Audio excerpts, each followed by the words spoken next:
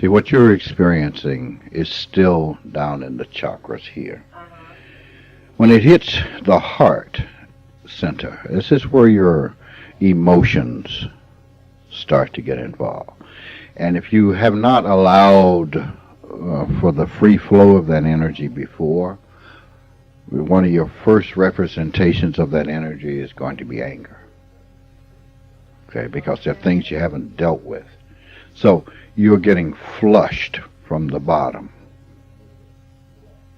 Okay, because that's what we've done. We've kept the energy suppressed. We've kept sexual energy suppressed because of the way the society operates. And that's okay. It just contributes to your madness, and that's okay. We're supposed to be a little mad, a little bit country, a little bit rock and roll. Okay, we're supposed to be kind of mad. Okay, not all the way. See, it's about balances again. So, as I warned most of you about the chit form, about the staring at the wall technique, that as the energy starts to come up, it's going to be tremendous. And your first reaction generally will be anger. Because it's hot, it's frustrating. It seems like it's related to not having. What you're doing, you're allowing more and more energy to happen. If you will remember back when we taught you that chit form and when we talked about that form, we said you got to clear this up. Because when energy starts to rise, it's going to bring all this crap up, all of this stuff. That's part of the process. Any thoughts that you have will be magnified. You'll become among athletes, now that they've cleaned them up and they don't do steroids anymore. They don't do them anymore. Football players don't do it. There used to be a thing called a roid rage. All right. That's from putting that condensed energy in the body. What happens when you do the chit form is kind of the same thing. So initially your reaction could be almost like a roid rage. You get really, really angry. And once you clear up the anger or let go of the things that the way you've been doing that, then you become really, really sexual. And then you have to clear that up because the next thing you find yourself doing is looking for relief from that. And that's good and that is healthy at a certain level, but at this point in time, what you're trying to do is to generate enough energy to go through all the chakras and to make you a spiritually healthy person. That doesn't mean that your sexuality goes away. It just means that you've got a river flowing through this way and a stream flowing this way. So it is to make you absolutely healthy. But that's what's happening. So you have to look at the development, look at the way a human being or all life is constructed. All life is constructed like physical reality. And what you have in physical reality, depending on which level, which point you want to start, let's start with metal. Very hard, very dense. Then let's go to minerals. Then let's go to water.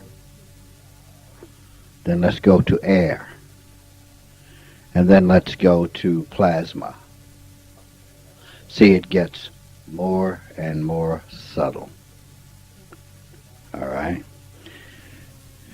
Your body is constructed the same way. And there are things that are really things, but they're so subtle that you don't pick them up with instruments. You don't pick them up with your eye, but they're part of your body. It's like it extends out here. I think if you read some of the Don Juan books, they talk about this egg. and tentacles. Well, it's kind of like that. So what you're not really doing is sending energy. You're kind of connecting one to the other. They're touching and information and stuff. Okay, Mark, you had a question. Is there this, my mind is attaching itself or focusing on things in order to not have to deal with that? Or so that, No, if you're doing, I don't know if that's true. You will have to know if that's true. But in dealing with it, you're given techniques so that you're able to deal with it at its purest level, which is energy. And that will break itself. That in itself will break because the mechanism is an energy mechanism. So it just has to get enough energy to pop that. And once it pops, everything flows. You see? So you're dealing with it from the perspective of energy. And one of the reasons why I have designed or utilized technique in the way I have is so that you don't have any remnants of stuff left over. Because when you go through this process, once you get to the place where it pops, if the whole thing doesn't pop, what we generally start to do is feel sorry for ourselves. So if you're dealing with it as energy, you don't have time to do that. You don't have time to deal with that. You just keep, and that will facilitate your movement through that whole thing. It's a whole thing, and it entails, that gestalt entails more things than you are consciously aware of. We're aware of the thought, okay? We're aware of the feeling, that, or the emotion that it generates, or whatever all that is. But then there are other things that are there that are involved in that have to be popped, that you probably won't recognize as what it is until that moment. Unfortunately, because we have a tendency to linger, okay, to know that you know, you'll go pop all this and you'll go, oh my God, what's it all worth? What's it all for? Oh, I don't think I want to live anymore, and you call that depression. So, why I say just do the technique, feel the energy, relax, let it happen. So you don't do that no matter what you think you know about what you feel. It's just a way of getting you through the whole thing, if it's done. And there's also a very hard time getting to the point where you know how to do that. So I can't say that you are focusing to avoid, but if you're focusing to do your technique and learn to do your technique, you're doing the right thing. See, what happens, you can deal with it all at one time, or you can deal with it things at a time. Okay? I was fortunate in that. I did exactly what I'm trying to show you how to do, all at one time. Bam! It's quite an experience. Okay. But when you say one thing you deal with this and there's something else, that's because the process is either step by step or all at one time. Or sometimes you can skip steps. Okay, but it still would be steps because you're skipping this one and going to this one.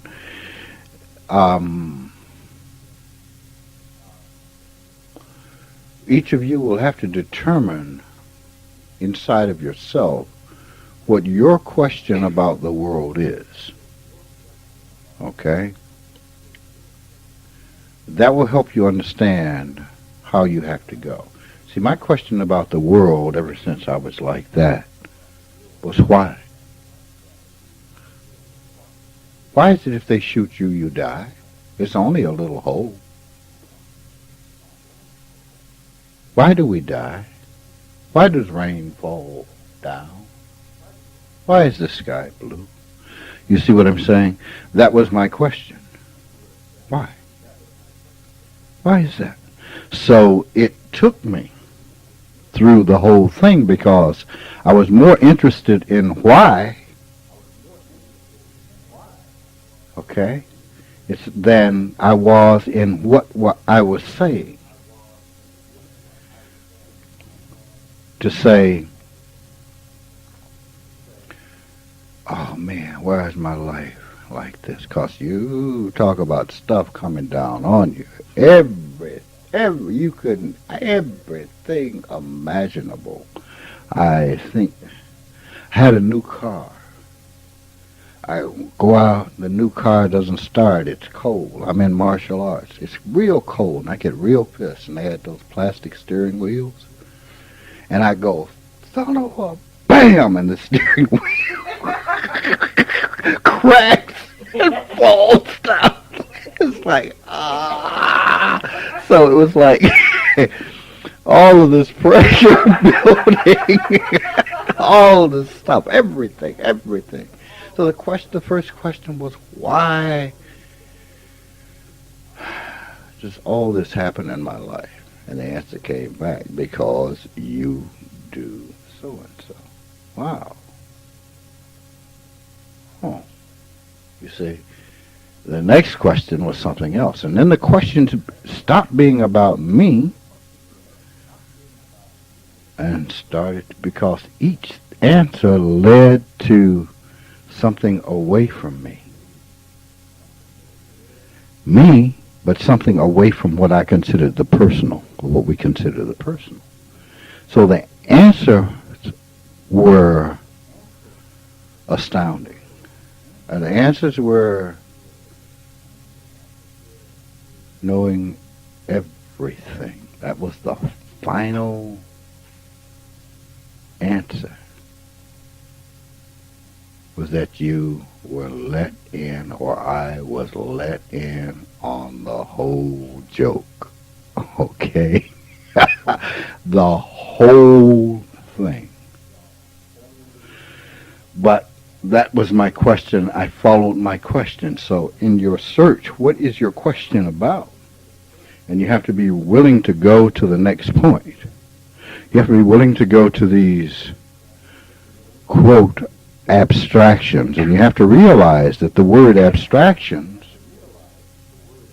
was set up by people who had no idea what the hell they were talking about. They were just finding a word for something that couldn't be talked about, and we call it abstract. Okay? So, what does that mean? Well, it's not abstract if you experience it. Okay? It's real. So, in doing that, you have to follow it through. All I'm doing now is reporting to you my process and developing and manipulating things so that you have that experience. Now, one might say, well, that was your process and ours is different. Well, out of all the places that I've gone to see what they were doing, these spiritual people, and what they were saying, and out of all those things, they were all saying the same thing. The ancient ones. Some of the modern, most of the modern, gurus and stuff didn't know what the hell they were talking about. They were just opening their mouth and saying some nice words, okay, whatever. But the process was the same. That's how I know that it works for every man. Remember, I said I went around the world. I knew that it happened for me, so I went around different cultures, different people, different sexes, whatever all those things were, to find out. And what I found out was true. That's all the same. But the process is the same. So, I'm saying to you, you'll find out what your question is about it, and be willing to accept the answer that you get. That's the important thing. You have to be willing to accept the truth, the answer. You know what the truth is. You know, will you admit it to yourself and just accept it within yourself? That's the question. That's the question. When I say accept it, we'll say the words, but we don't really accept, oh yeah, well, I do this. Ha. We don't allow that to break the barriers or break down the crust. There's, when you say, yeah, I'm really a jerk. That's an acceptance. What I've done is just really just stupid. In realizing that, we say, we have gone through life talking about the enemy, and the enemy has always been someone else. They stop progress, they stop this, they stop. No, you do. See, that's the acknowledgement. I do. When someone is talking to me, do I listen to them? Do I ask them, what do you say? What? Do I do my best? Well, see, but we've got all kinds of excuses. Well, I'm a busy person. Or they're just supposed to know by osmosis. Or whatever those excuses are, they're just excuses for you not doing what you're supposed to do. So, you see, you are responsible for the crap.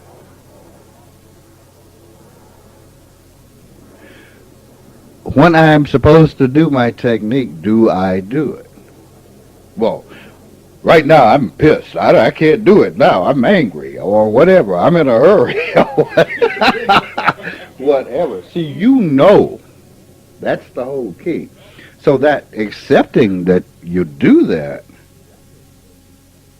really accepting it, not intellectually, but letting go of that in your body. Yeah, okay.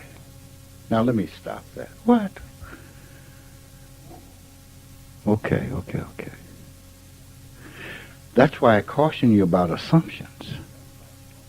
Your assumptions really make a jerk out of you. They really do, out of everybody. They really do. Because you don't realize that the other person is also intelligent. Okay? And you deny their being.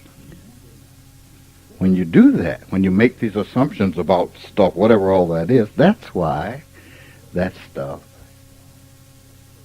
does not contribute to the relationship between human beings, but contributes to the gap. And each person must realize their part. That's what frees you. And then you realize, in process, I don't have to do that.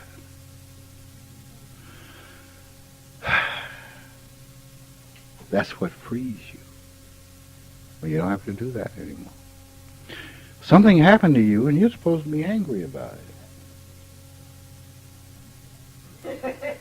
Are you?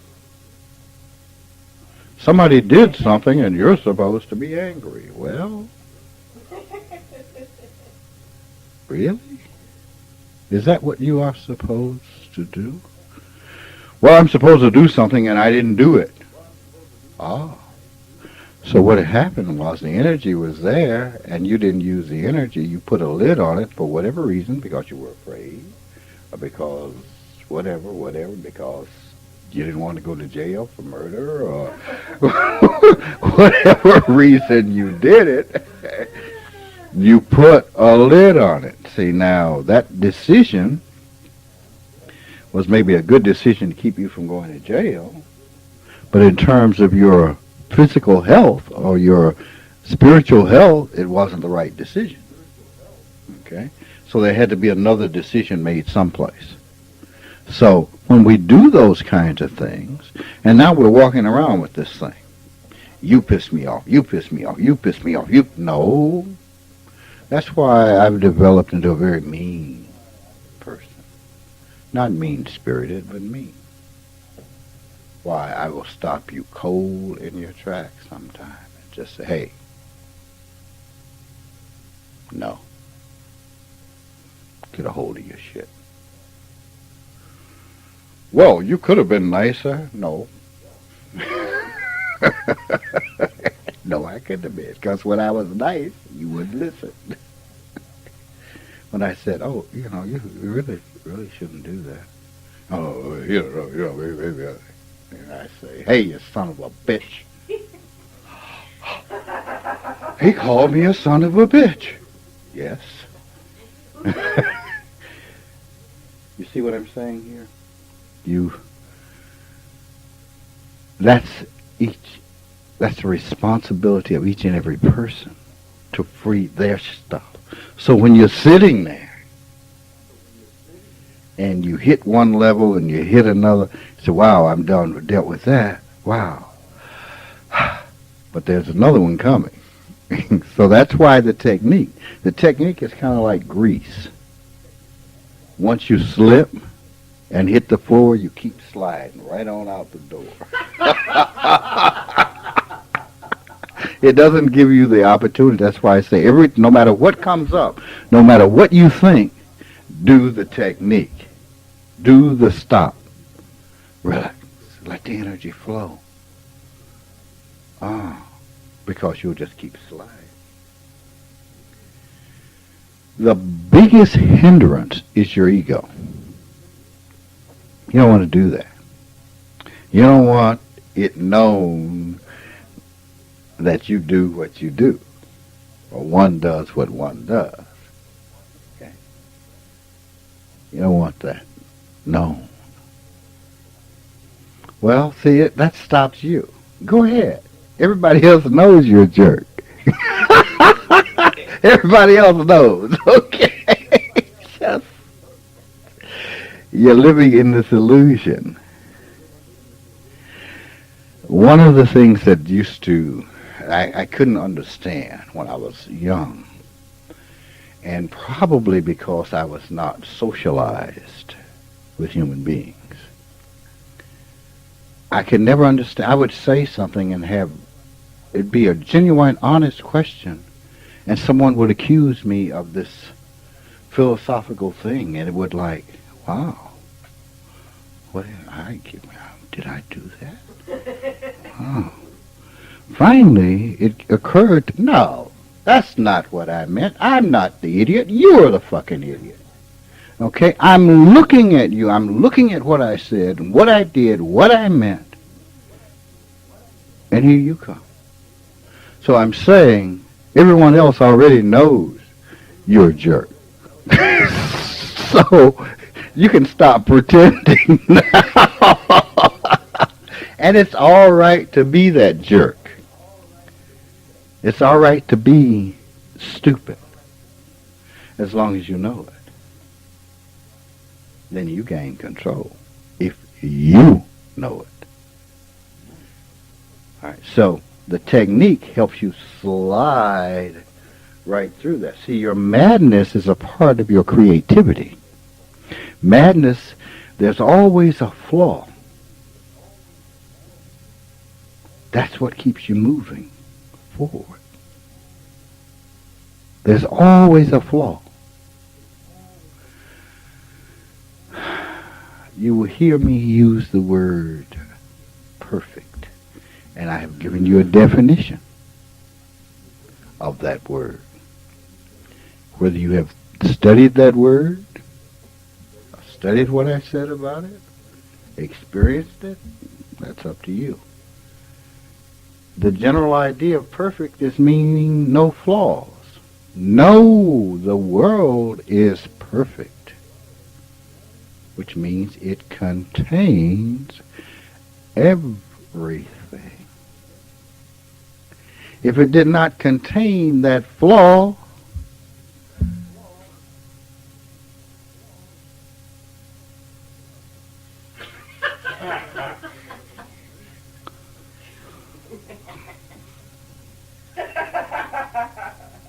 we'd all be sitting in a cave somewhere talking about, ooh, ooh.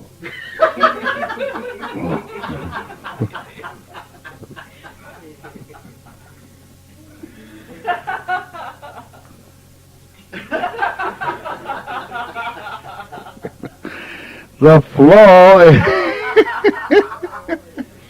the world is perfect. It is not flawless. So what do? You take the flaw and you use that to drive you forward. If you're working out, someone says, well, why do you pick up that amount of weight?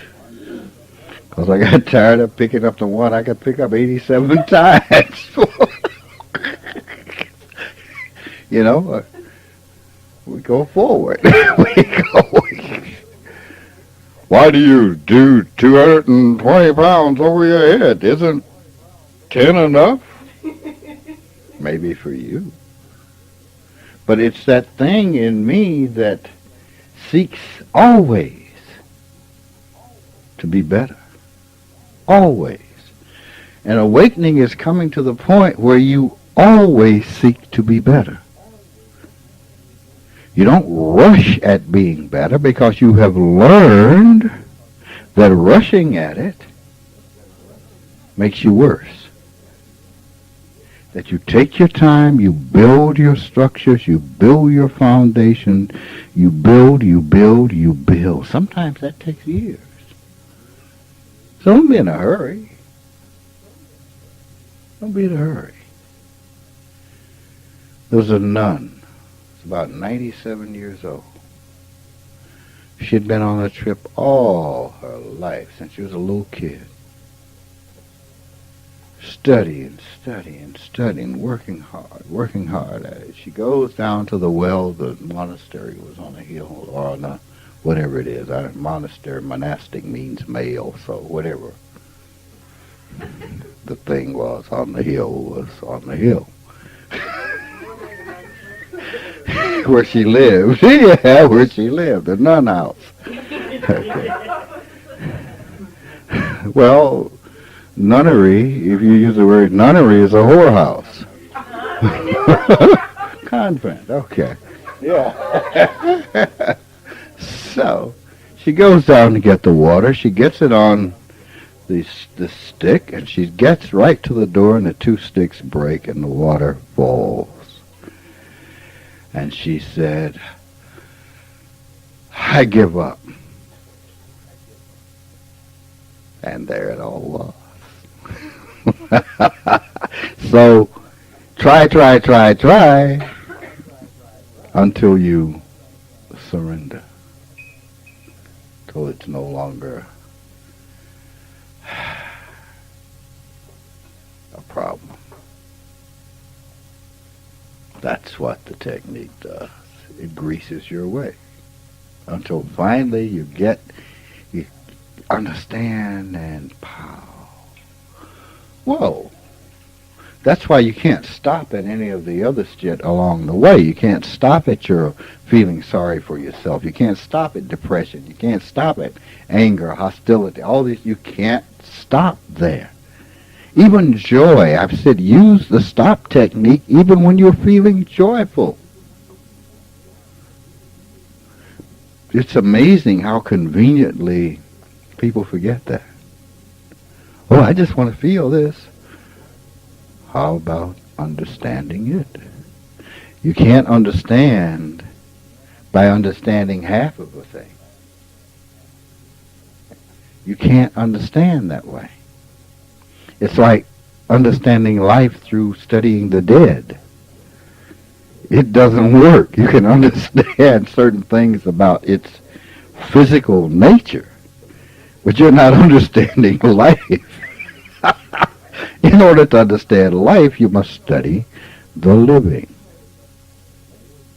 because it's called life, living, this is dead. So to understand half of something is to have no understanding at all.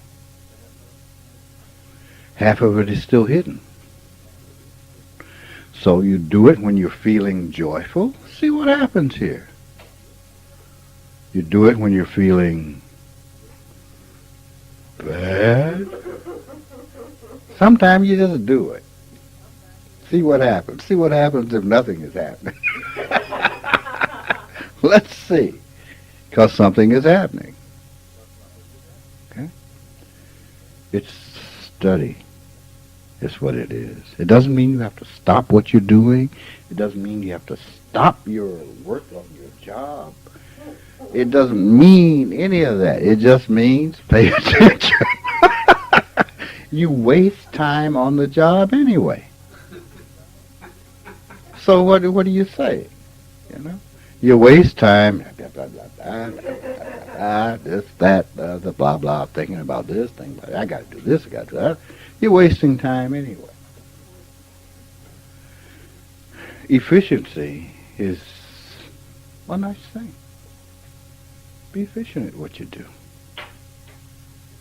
You know, it's a pretty nice thing to be efficient. Gives you time, gives you some breaks. You know, just all kinds of stuff happens as a result of proper investigation. It's very difficult to have proper investigation when you are involved in the process, because everybody knows you're right.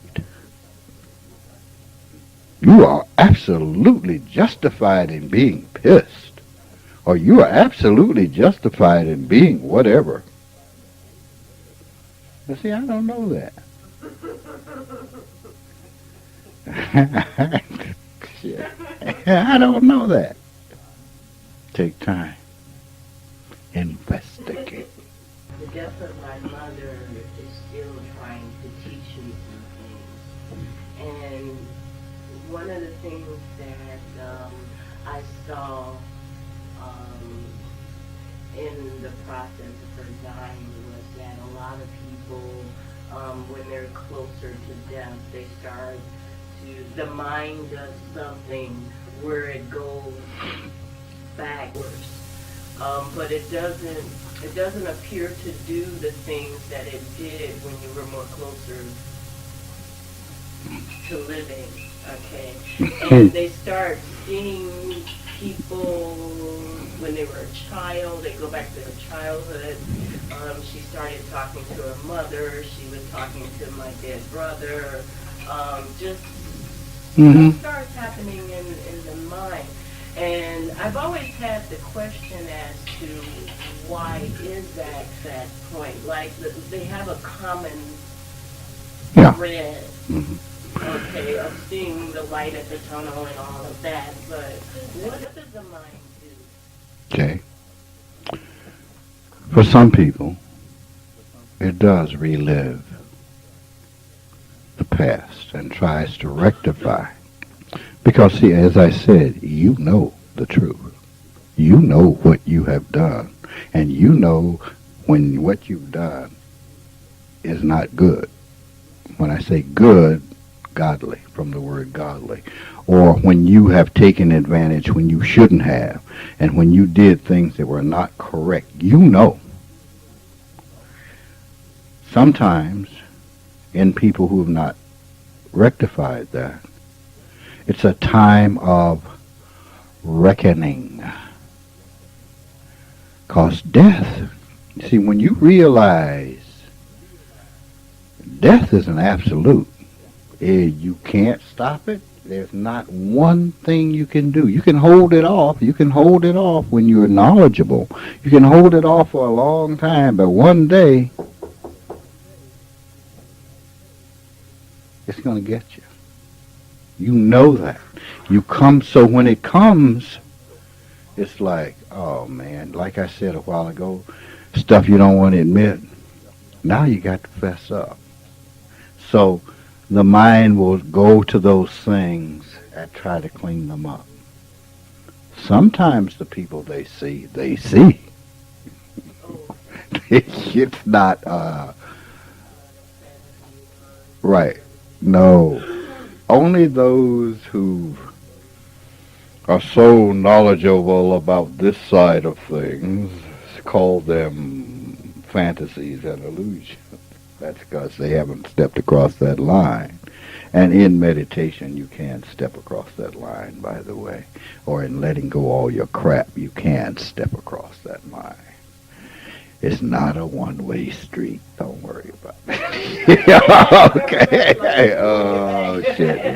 Right. Okay, so they do see. The light is yourself. Pure consciousness. It is what you are. So it's not, the light is not coming. You're letting go of the stuff that covered the light. So when you get the first crack, it looks like a light way off. You have to keep going into the light. Well, the light is coming because you're letting go. And then you are in the light. It doesn't come from anywhere. It's there. It's always been there. That's why this process is called enlightenment. That's a description of something that happens. You see, it's the same as the death process, except physically you don't die. The death is the death of all the crap. See, you come in waking up and going through the process, you come to the same point that you come to when you die. To the point where it just is too much trouble to keep all this game going. I'm trying to play basketball over here, football over here, soccer here, and juggling with my head. No, I can't do this. It's enough already. But I'm cool. Okay.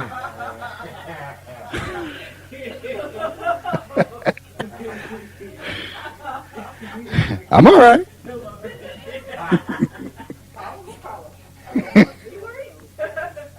So, it's the same point.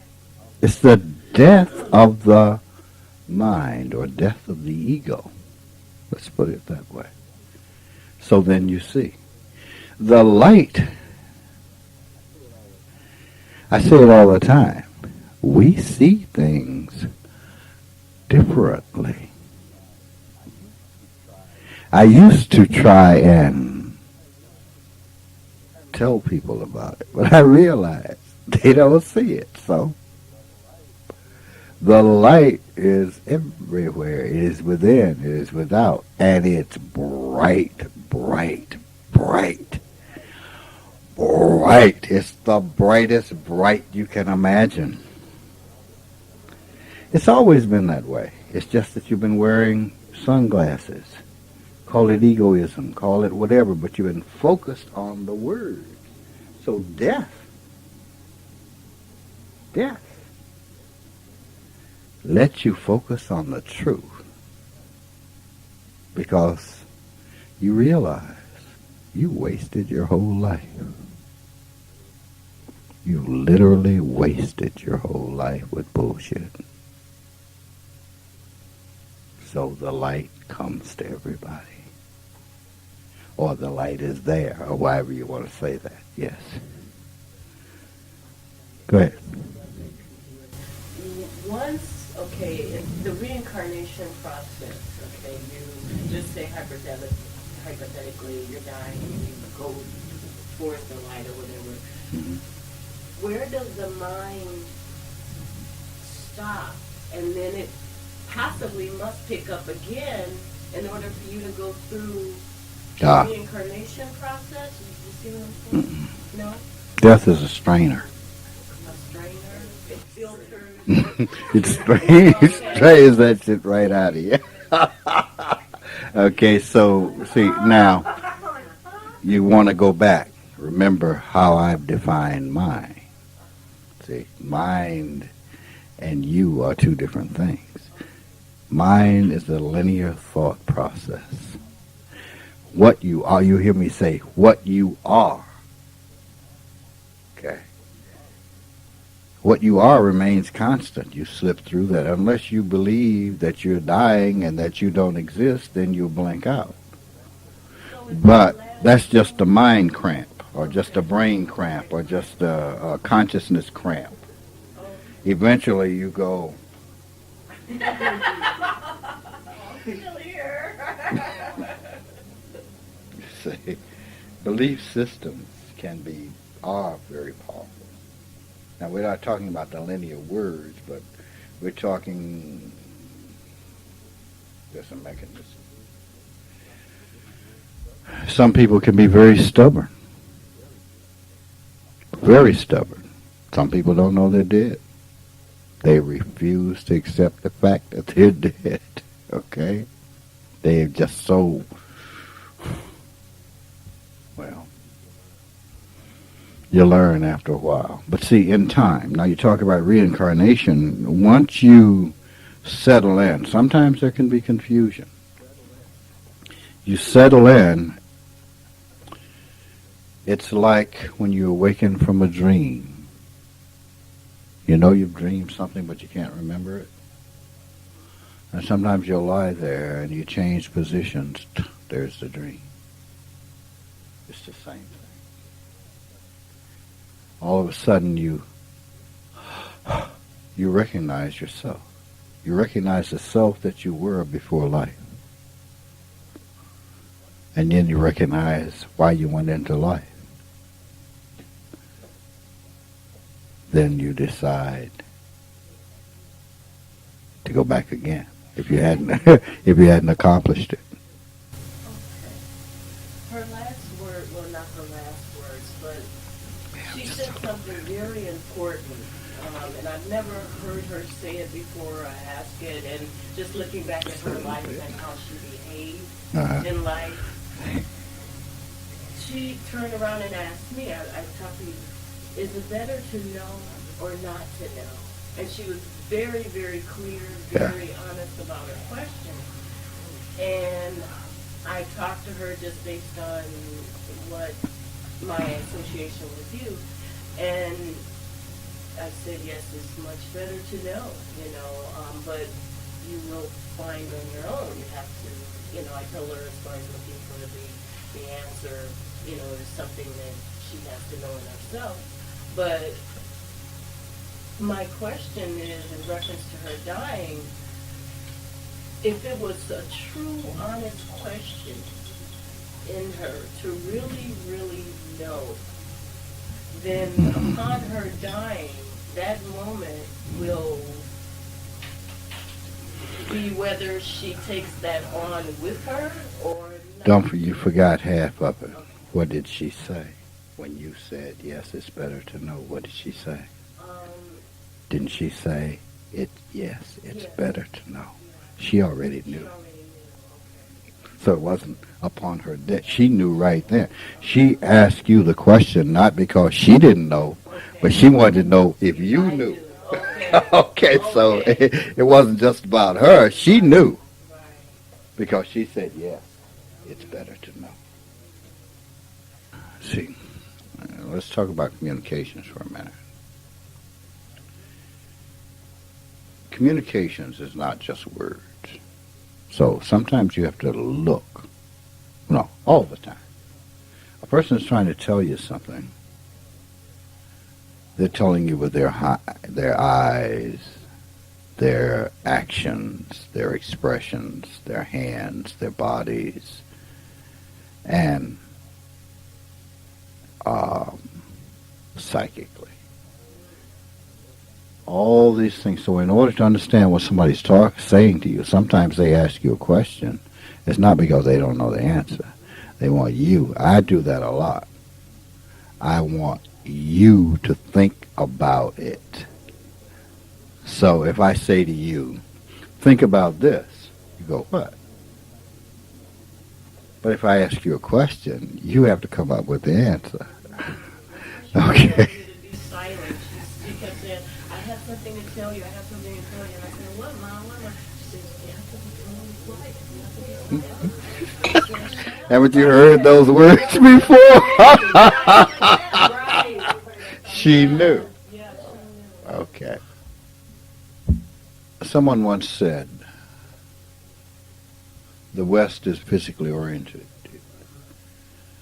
That's why God came to the West in the form of acid. Because when people took acid, they just, oh, shit. Okay. Because what they were able to do, what the acid allowed them to do was become greased and just let them go. All right. Now the trick is to be able to do that without the acid. Okay. So what you realize is that it was the doing nothing. You'd see people just sitting, and all of a sudden, bam! I got it! They started running around, and people started saying, call the police, call the ambulance, or whatever. But what happened is that they would just get it. The same thing happens when they give people drugs to put them to sleep for surgeries and stuff. They get that. You can stay awake if you don't follow the sound. They can give it to you and you'll be low doc. More, you got to do better. But if you follow the sound, boom, you're gone. You move from one space to another. It's the relaxation of the mind. So try it this way now. Just try whatever and see where you go. You've opened enough doorways to get you into some other spaces there. So the doorways are cracked. Okay, so now whatever. Don't try to do anything. Don't try to know anything. Don't just have a nice trip. You'll wake up and you'll always be here. Just keep going with it. That's a part of what we do. That's why I say some of the work is done not just on this level, but the majority of what we do is done at another point. The thing about it is people become they have their belief systems. I don't know if anyone can do this. Well, it's no big deal. It's only a big deal to somebody who can't do it. How can you? That's partially what keeps us from recognizing the relationship between us. Okay. There are a lot of stuff, a lot of things that go on like that between us. The running is just a matter of saying, okay, catch me. But it's not about me. It's about catching what's around you. Okay? It's about you catching it. Trust me, this is, we think, oh, boy, to be able to do that. It's nothing. It's like eating a sandwich. It's nothing. It's what we do as human beings. So that's the process. Just relax into it. Don't look for anything. Go with it. Okay. When you wake up, you remember yourself. Now, remembering yourself is remembering the self that put you in this. Okay. So, you realize that you are formless. You will also see how many of you there are. That's a weird statement, okay? You will see how many of you there are, but you can't know a number. You can't say, well, there's 5 of me. It's just too many of you. Okay, it's called infinity, all right? At that point in time,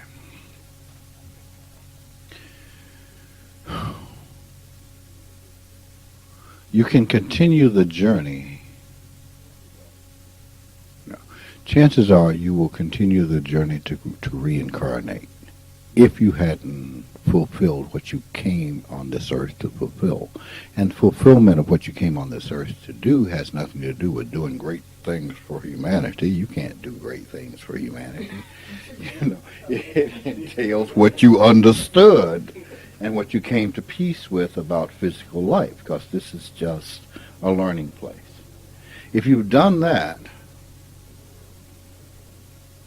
you may have another question, or you will have another question. That question may be about your absolute self, okay, which is a whole other journey. But that doesn't have to happen after death. That can happen here. It's called the total awakening experience. See, you're like,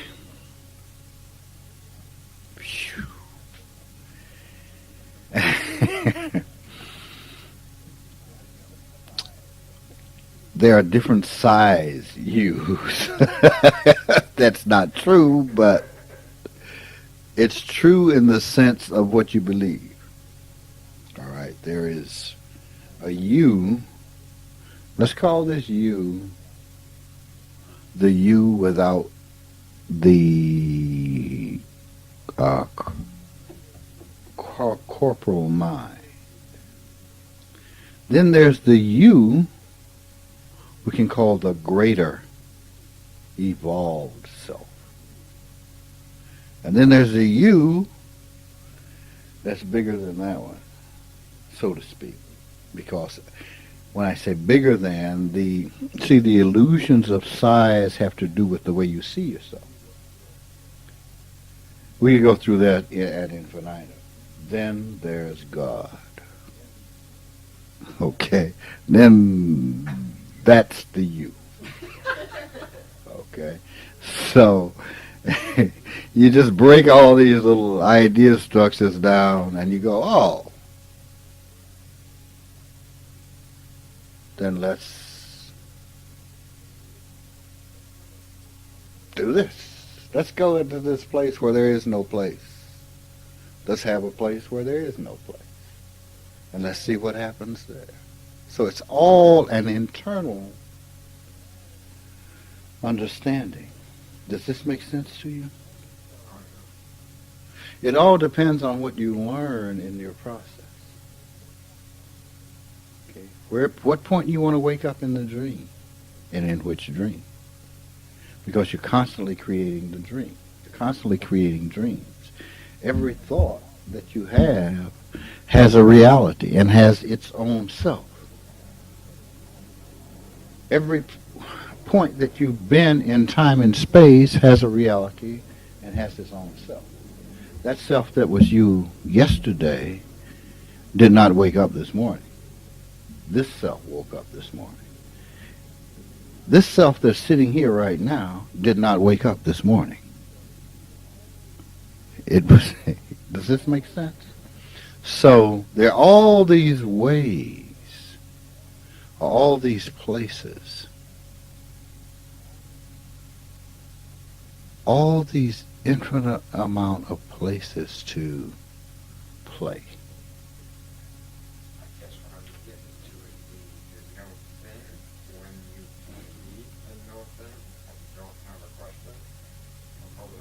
Well, there is no question about this thing in me. I'm here because of an agreement that we have. Not because I have a question about this. I get this.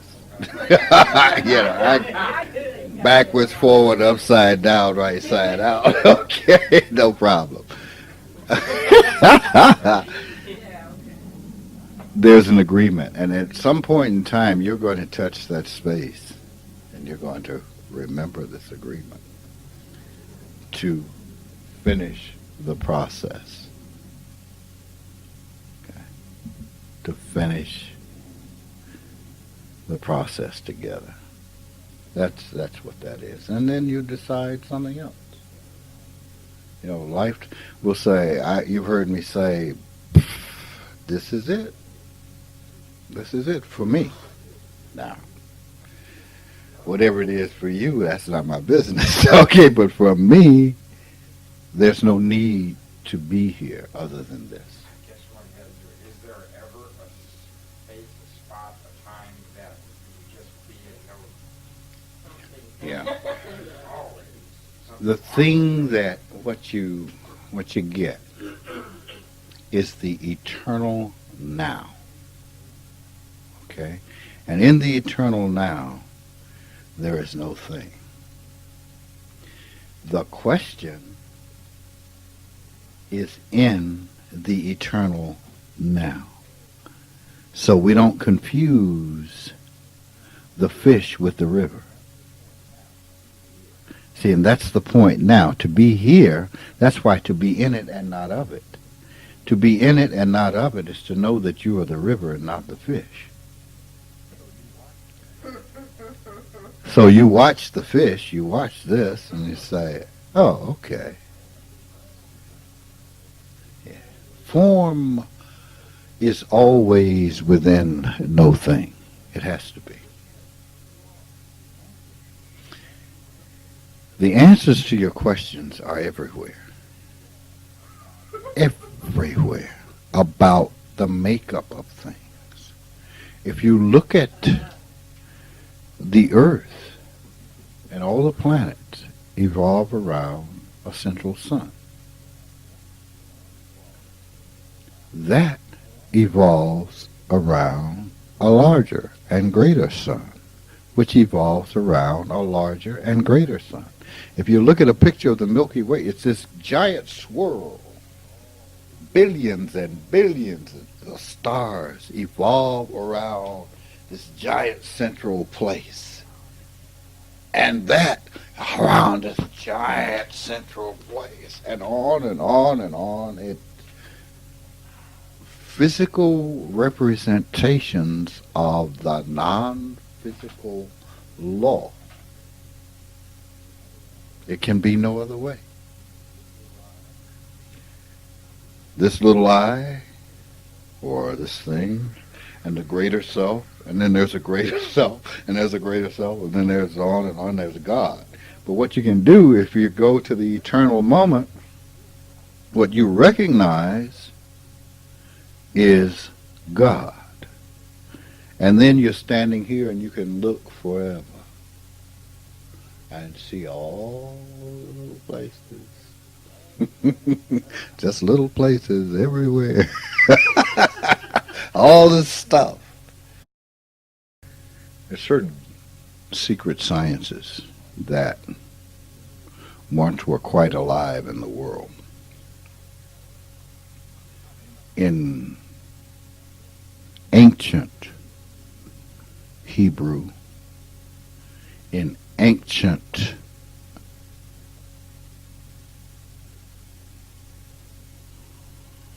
what's the Indian language? Sanskrit. To pronounce the sound correctly invokes the thing. But it's not writing like English. Okay. They're these symbols. Symbols of God. Symbols of stuff. So, there's a book. My experience with the book,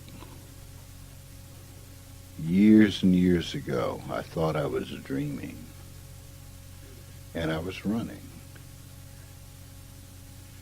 And I came to like a creek, and I jumped down, and when I jumped down off the bank, there was earth there, but then there was this great river that I bounded, came across to the other side, and there was a rock. And lying against the rock was a book. On the cover of this book, now this, mind you, this is before I knew anything of the philosophies of whatever it was, this red symbol. I later found out that the symbol was Om. Okay, but I opened the book, and these are the things that were written in the book, these symbols of stuff. And what you go to, if you go to, I think it is the Bible, it says in the beginning, there was the Word, and the Word was God. Well, that's what it's talking about. These things are at the base of the thing you call the ability to learn and speak language. At the base of it. Now, not up here where we've gotten into diphthongs and diphthongs and just plain old thongs or whatever all that is, you know. That's a bunch of garbage. Well, it's useful in a society. But what you tapped into is that. To me, it was as a book. To you, it was just symbols of God, wherever it was. But that's what that is. Okay. The pursuit of knowledge enriches life. You can no longer afford to be a fool when you pursue knowledge. When you truly pursue knowledge. Be in the eternal now. Just stop all the madness.